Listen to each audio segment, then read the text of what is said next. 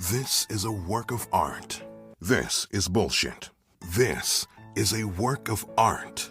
This is bullshit. This is a work of art. But this is bullshit.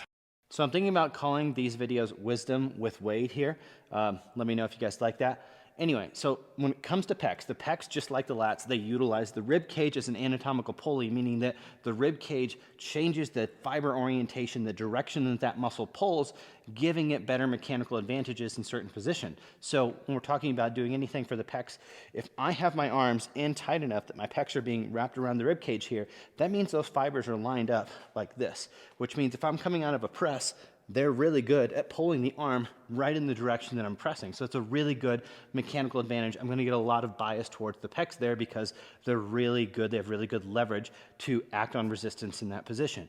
Now, if I bring my arms up out to the side, those fibers go from facing this direction to facing more of this direction. So it's really simple. If what the direction my fibers are going are not in the direction that I'm trying to pull that bone, they have less leverage. Their mechanical advantage becomes poorer, and then I'm going to have to use more other tissues, or I'll lose range of motion, lose the amount of load that I can use, etc. Lots of things from an inefficiency standpoint when we're getting out here. Now, if we talk about the shoulder, the health of that, it also is better when we are pressing down in here.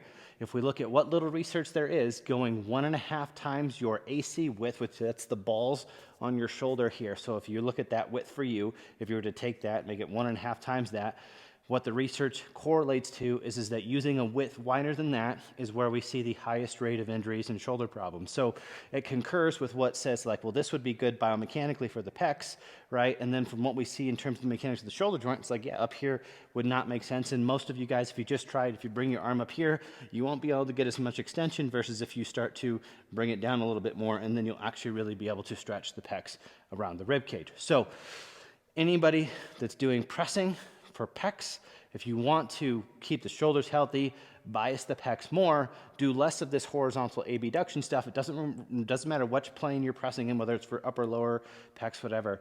You want to be in closer, not pulling in tight, but close enough that you are utilizing that rib cage and using the mechanics that the rib cage provides you.